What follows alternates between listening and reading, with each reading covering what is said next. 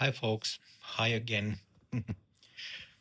um, I started doing these YouTubes just a couple of days ago on this my private channel, Baba's Secret channel. Um, there's a lot of things that I have already spoken about on Open Heart recordings on Open Heart channel, and then on Lion Faced Guru podcast, our Sangha's own podcast. So um, I kind of try not to repeat things that I've said on other videos. I try not to repeat that stuff on this channel, and so I'm kind of contemplating these days what kind of YouTubes I want to make, and what would perhaps offer a bit different perspective into who I am, what I do, what I've experienced, my work, and so on. So if you have questions, suggestions, uh, leave a comment below. So I'd be happy to have like a, what do you call it, interactive uh, exchange with my viewers and listeners.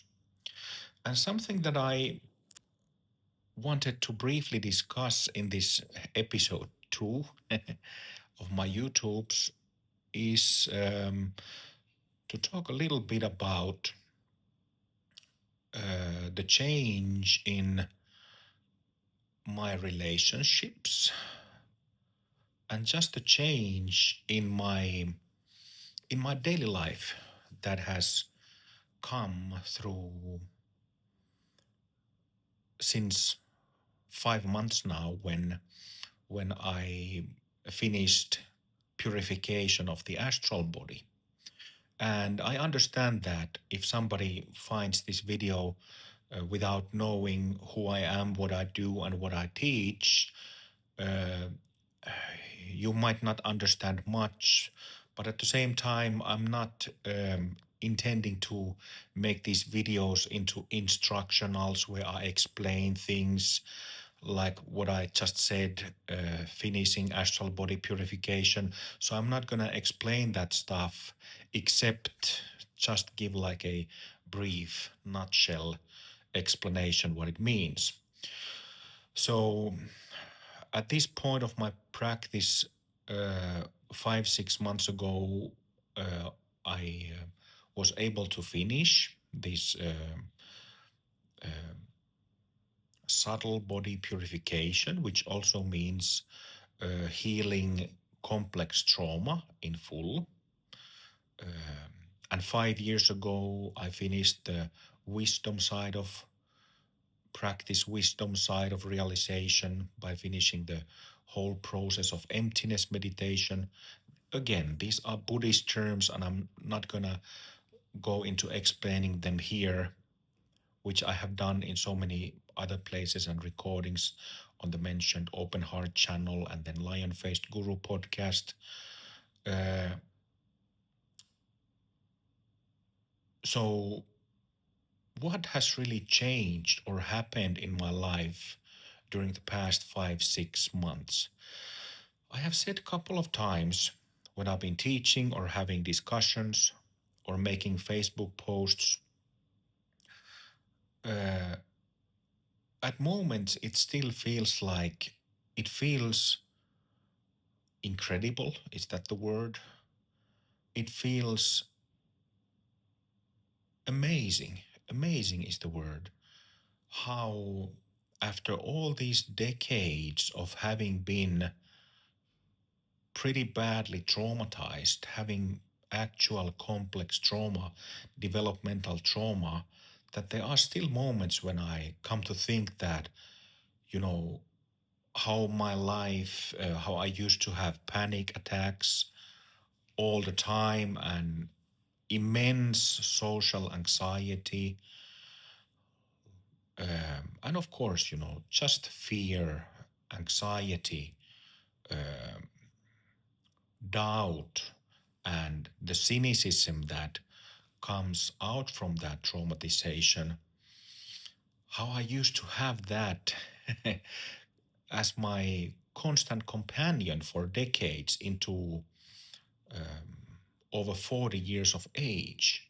So there have been moments when I've thought of, like, when that is not there anymore, when it's not there anymore at all, none of that is, that it's gone 100%, 24/7.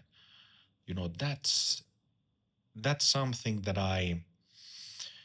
like I have said when I teach, that's something that I uh, thought was theoretically possible. But there aren't really people who speak about this, because so few people ever are able to heal complex trauma fully. So it was a theory that I had both as a practitioner and as a teacher. But now, when I've done it, I've gone through it. It feels incredible. It feels amazing that it is it was possible to do in my own case, and that it's possible to do. Like, I have 6 students now who have 2 or 3 of them had complex trauma, and they have also healed theirs. And one of these people is my spouse, Rani, and it's been incredible to see the change in her, because there used to be so many, like in my own case as well, but seeing it in her, in my companion, she used to have so many irritation triggers, anxiety triggers, anger triggers, and they're just not there anymore. I just told her yesterday evening when we were talking about this. I told her that we've been together for a little over 6 years now. And I told her that for the first time during our relationship, it feels like she's available for me, that she's available for our relationship. And she finished her astral body purification, meridian system purification. When was it? Like 2 months ago. And our relationship, our communication for these 2 months has been unlike the relationship the previous 6 years. So it has really, the quality of the relationship has really changed a lot. And how exactly? So this is what I wanted to talk about. Uh, so if I try to describe this from the first person perspective a little bit first. Um, so when the self delusions, the selfing is in there, and also the habitual hurt-based, trauma-based negativity and hurt-based reactioning is in there, you're just available for anything and everything in a way that you weren't available before. So I could perhaps say that from the mental, emotional, and psychological perspectives, everything is a lot more simpler. Everything is down to earth. Everything kind of rests on its own. So there is irritation, agitation, nervousness, plus, of course, the apparent reactions, emotional negative reactions. Those are just not there. So you're simply present. Everything is a lot more simpler. Everything is intimate. That's very important. So intimacy means that the distance between myself and the surrounding world and things that happen within my close to me, there's a sense of intimacy, just intimacy, like distance less. And one thing that is, I feel that is beautiful is that, well, I've been a practitioner of different kinds of fine arts, like painting, calligraphy, tea ceremony, music. I used to be a professional musician and producer. So I've had this, uh, how to say, training and kind of aesthetic eye, I guess you could say. This happens to people who are involved with arts, fine arts, that they kind of develop a sense for aesthetics. And uh, what comes with this, I don't really actually, now that I think about this, I don't think it's my background in arts and developing a sense of aesthetics exactly, but it's simply that there is appreciation for things, like this spontaneous appreciation and getting touched, emotionally touched by a lot of things. Like I'm at present sitting in our living room and I'm watching judo European championships from the television. Uh, and I might be looking sports competitions.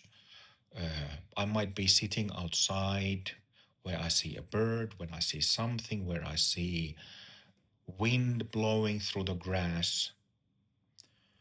Um, I'm a keen smoker of incense, uh, and burn incense a lot. And one of my favorite things. It sounds, when I say it aloud, it sounds the most idiotic thing, but one of my favorite things in my daily life is looking at the smoke of incense do this, and I can watch it for hours.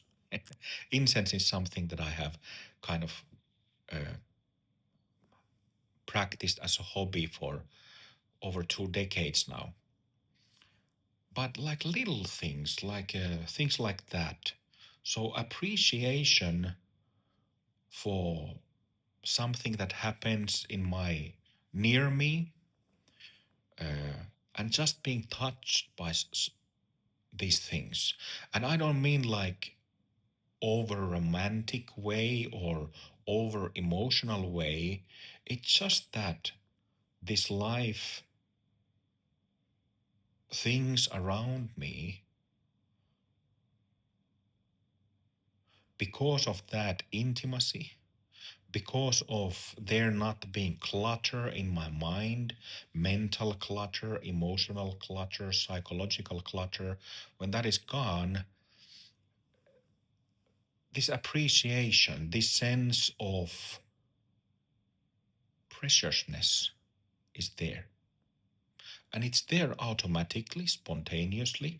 I don't do anything to when I feel touched in my heart and in my being, and something that happens quite a lot, almost daily. I cry about something, and it's not a crying of pain or hurt or injustice, nothing like that.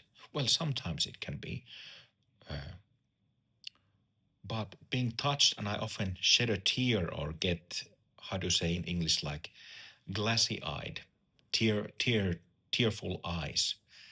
So these little things that happen around me touch my heart, and it gives this emotional response because it feels like whatever happens in this moment, seeing a bird, incense, scratching my dog or our cat, or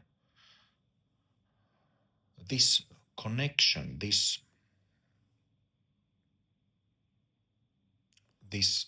sharing of these little things, that it is precious. And I don't try to sound like romantic. I try to avoid not to add some artificial sense of, oh, this is precious, this is so incredible. None of that. So none of that clutter.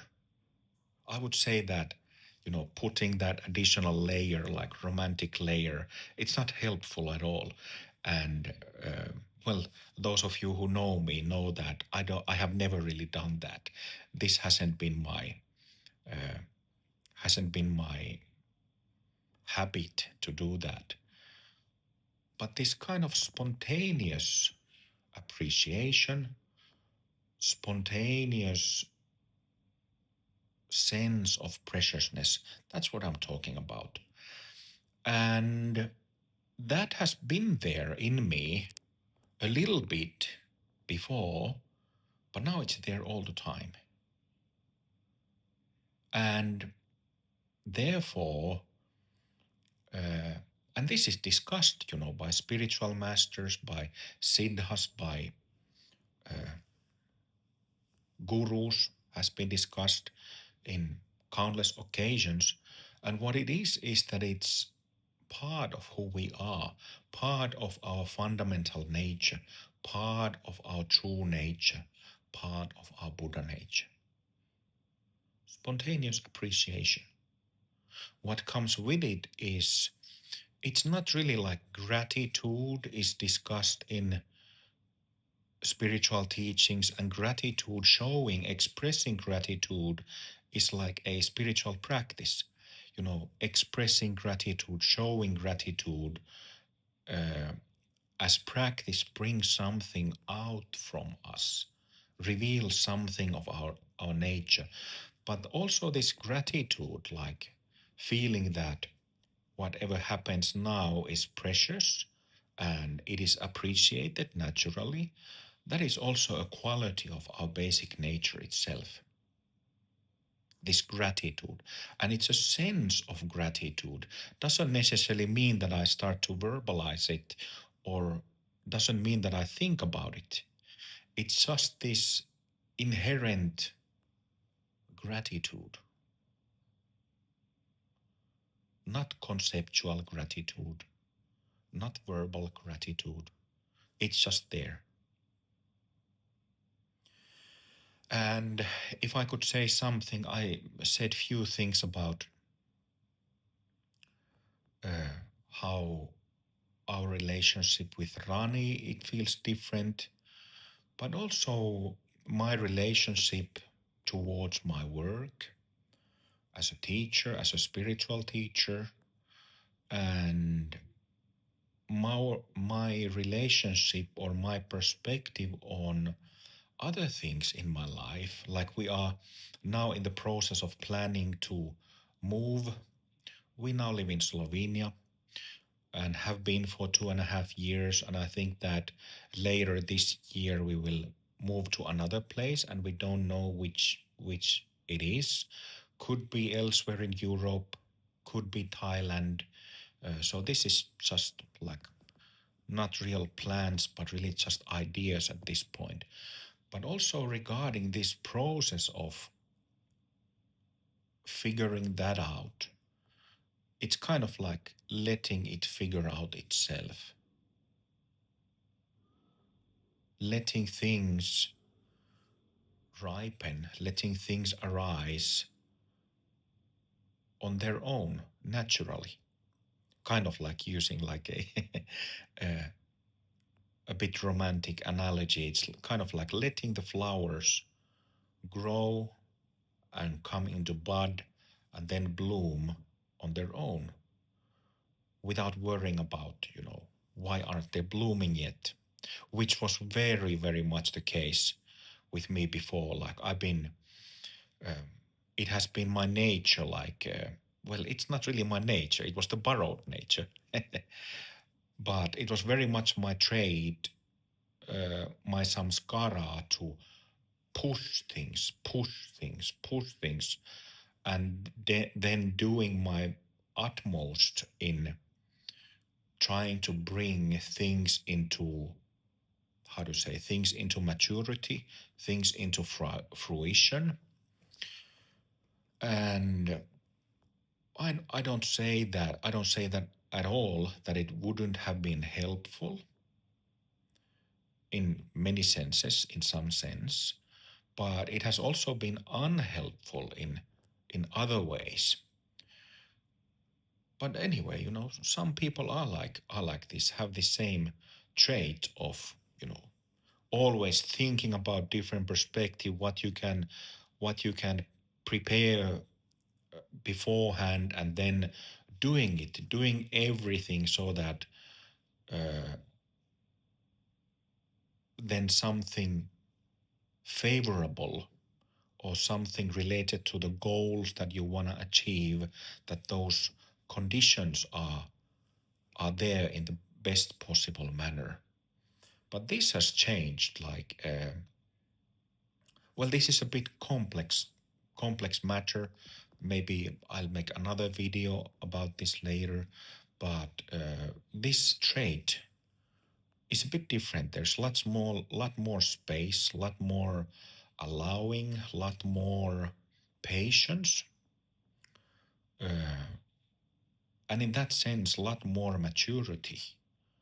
Just seeing how things will develop, and when they develop, when the new option shows itself, then acting on it.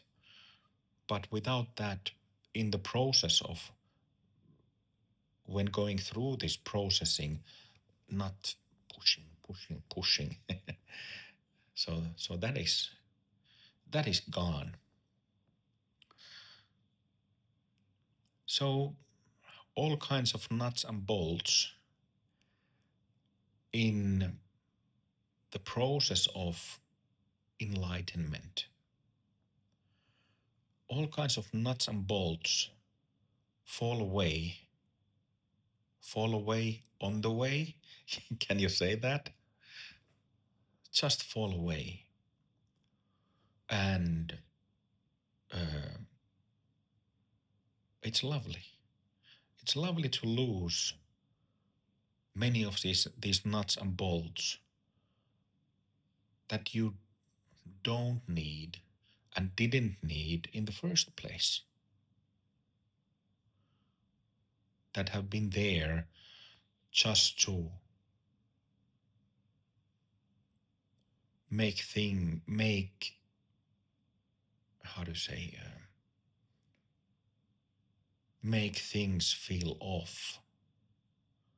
And I felt that, like I said, I felt that for over 40 years in my life. I'm 47 now, in 2026. So I had plenty of experience of that, when things just feels off, when life feels off, when relationships feel off, when being a parent and a father feels off. And all these things have felt off because my psychology has been off, my mind has been off, my emotional side has been off. But it's not off anymore.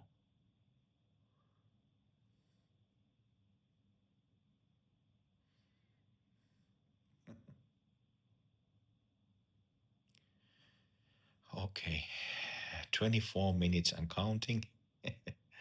uh, so I'll be making these videos day in, day out. And like I said in the beginning, you are welcome to leave comments, suggestions for topics. You are welcome to share, if you have experienced similar things in your life, similar problems, issues, hardships. I would very much like to hear about that stuff. Uh, so I want to, with this channel, Baba's Secret Channel, I want to try to stay as down to earth as possible, and try to speak about the real things, not just speak about boomy openings and awakening experiences, not talking about technical stuff, which is very important in itself. It's absolutely crucial. But in these discussions, I try to kind of speak and and talk about things from person to person, from the human perspective, rather than from technical perspective. Having said that, if there is something that was left unclear for you regarding technical things, you are happy to comment and ask about that stuff also, and I'd be happy to offer my perspective. But I kind of felt like communicating enlightenment from human to human.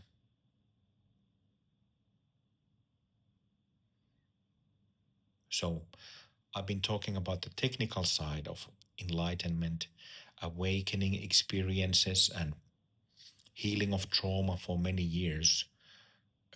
And kind of there in the mix, I've also spoken about this human to human perspective, but I intend to do that mainly to do that mainly on this channel and also in my future teachings. Okie dokie. Thank you for listening. Always press like and subscribe, and consider if there is something useful that I've said, share with others. Okay, thanks for listening. Bye. Baba signing off.